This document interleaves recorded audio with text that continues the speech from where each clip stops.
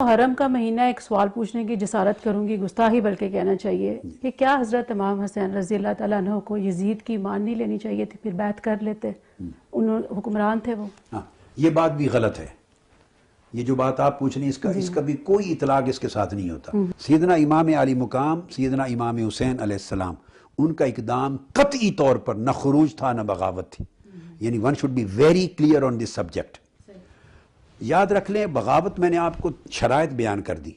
تمام کتب شریعت میں یہ شرط ہے کہ سب سے پہلے وہ ایک گروہ ہو، منظم ہو کر کسی علاقے پہ قبضہ کر لے اور پھر مسلح جنگ کرے اور لوگوں کا قتل عام کرے۔ اب اسی تعریف کی روح سے بھی آپ دیکھ لیں، امام حسین علیہ السلام کی پوری سٹرگل میں کسی دور دور تک اس میں سے کوئی شرط نظر آتی؟ اگر وہ یہ کرنا چاہتے معاذ اللہ، جس کو خروج اور بغاوت کہتے ہیں، استغفر اللہ العظیم، تو ان کے لیے بیسٹ جگہ مدینہ طیبہ تھی، جہاں گنبد خضرا ان کے نانا کا مزار تھا، جہاں مدینہ طیبہ اور گرد و نواح کے لوگ حضور علیہ السلام کے اسم پاک اور گنبد خضرا اور اہل بیت اطہار پر جان دینے کو تیار تھے۔ وہ کیا کرتے؟ وہ 1000-2000 جوان اکٹھے کر کے مسلح مدینہ طیبہ پہ اب قبضہ کر لیتے، اس کو چھوٹی سٹیٹ ڈکلیئر کر لیتے اور خود اس کے امیر اور سربراہ بن جاتے۔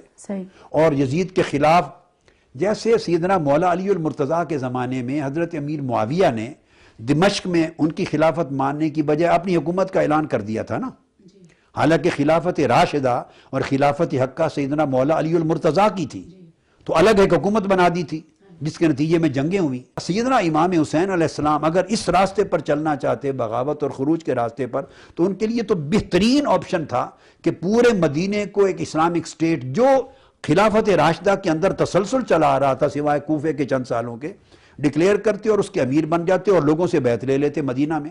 انہیں تو دمشق اور کوفہ جانے کی ضرورت ہی نہیں تھی، یہ بیسٹ سیف اور سیکیور جگہ تھی ان کی۔ انہوں نے یہ نہیں کیا، روانہ ہو گئے حج پر۔ نمبر 2، کوئی مسلح گروہ نہیں کریٹ کیا۔ 2-4-5 ہزار جوان جو عقیدت مند اور غلام تھے حضور علیہ السلام کے اور اہل بیت اطہار کے محبت کرنے والے، وہی مسلح لے لیتے۔ آپ نے تو ایک شخص بھی تلوار والا ساتھ نہیں لیا قوم میں سے، تو مسلح بھی نہ ہوئے، قبضہ بھی نہ کیا اور قتل عام بھی نہ کیا کسی کا، اور صرف اپنے خانوادہ یا اہل بیت کو لے کے چلے۔ اب جو معاذ اللہ جنگ کرنے کے لیے اگر جانے کا ارادہ ہو تو وہ سیدہ زینب کو ساتھ لے کے جائے گا، سیدہ رقیہ کو لے کے جائے گا، سیدہ ام کلثوم کو لے کے جائے گا، سیدہ سکینہ کو لے کے جائے گا، علی اصغر کو لے کے جائے گا۔ وہ تو چھوٹے چھوٹے شہزادے شہزادیاں پورا خاندان لے کے گئے، تو ان کا چلنا اور ان کا اہتمام اس بات کا بین ثبوت ہے کہ وہ نہ خروج تھا، نہ بغاوت تھی، نہ ارادہ جنگ تھا۔ اب پھر سوال پیدا ہوتا ہے کیا تھا؟ ان کو پے در پے خطوط آئے تھے، کم سے کم 500 طبری نے بیان کی اور 1000 کا بھی ذکر آیا ہے کوفہ سے، چونکہ اسلامی قدریں مٹ رہی تھی، اخلاقی قدریں مٹ رہی تھیں۔ وہ اسلامک آرڈر جو آقا علیہ السلام نے دیا اور خلفائے راشدین کے دور میں امپلیمنٹ رہا، جس میں شریعت اسلامیہ کی حدود کی پاسداری تھی، عدل تھا، انصاف تھا، شرافت تھی اور اسلام کے تمام ایک نظام کی خوبیاں تھیں، وہ ساری پامال ہو رہی تھی۔ شراب کو یزید نے حلال ڈکلیئر کر دیا تھا، وہ شرابی نہیں تھا صرف، بلکہ شراب کو حلال سمجھتا تھا۔ اور اس کے کریکٹر کا عالم یہ دیکھیے کہ واقعہ کربلا کے بعد جب اسے رسپونڈ ملا، ریوولٹ ہوا، تو اس نے کعبۃ اللہ پر حملہ کر دیا۔ تو کعبۃ اللہ پہ حملہ کر کے کعبۃ اللہ کو جلا دینے والا شخص وہ کہاں کا مسلمان ہو سکتا ہے؟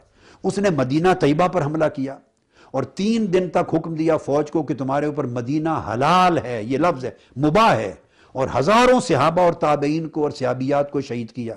اور 3 دن تک مسجد نبوی میں روضہ رسول پر اپنے گھوڑے اور خچر باندھے، اور 3 دن تک نمازیں معطل ہو گئیں اور اذانیں معطل ہو گئیں۔ یہ اس کا کریکٹر تھا، اس کو کفر بوا کہتے ہیں۔ حالانکہ اس کے خلاف اگر مسلح خروج ہوتا تو وہ بھی جائز تھا، کیونکہ حدیث پاک میں یہ ہے اگر مسلمانوں کی ریاست میں حکمران صراحتاً کفر کا ارتکاب کر دے اور اسلام کی قدروں کو چھوڑ دے تو پھر آپ مسلح اس کے خلاف جنگ لڑ سکتے ہیں۔ اس کو کفر سری اور کفر بوا کہتے ہیں۔ یہ ایک آخری حد ہے، وہ تو یہ حد پھلانگ چکا تھا، یہ بھی تھا، لیکن سٹل امام حسین دعوت الی الحق کے لیے جا رہے تھے، امر بالمعروف کے لیے جا رہے تھے اور نہی عن المنکر کے لیے جا رہے تھے۔ یہ قرآنی حکم ہے، یہ فریضہ ہے مسلمانوں کا، یامرون بالمعروف وینہون عن المنکر۔ اور پرامن طریقے سے خانوادہ لے کے جا رہے تھے جو کہ وہاں رہے تھے، شناسہ تھے، اور وہاں جا کے پھر رائے عامہ ہموار کرتے، لوگوں کو تعلیم دیتے، شعور بیدار کرتے، اسلامی قدروں کو ڈیولپ کرتے۔ ان کی سٹرگل پوری پرامن تھی۔ یزید نہیں چاہتا تھا کہ یہ پرامن سٹرگل اور پرامن آواز آگے بڑھے، اس نے پھر عبید اللہ بن زیاد کے سپرد کر کے آپ کو راستے میں گھیرا اور پھر میدان کربلا میں لا کے آپ کے اوپر حملہ کرایا، اور آپ نے پھر اپنی جان اور بچوں کی جان میں ڈیفنس میں جنگ لڑی اور شہید ہوئے۔ سب سے پہلے نئی ویڈیوز کو حاصل کرنے کے لیے شیخ الاسلام ڈاکٹر محمد طاہر القادری کے آفیشیل یوٹیوب چینل کو سبسکرائب کریں اور بیل آئیکن کلک کریں۔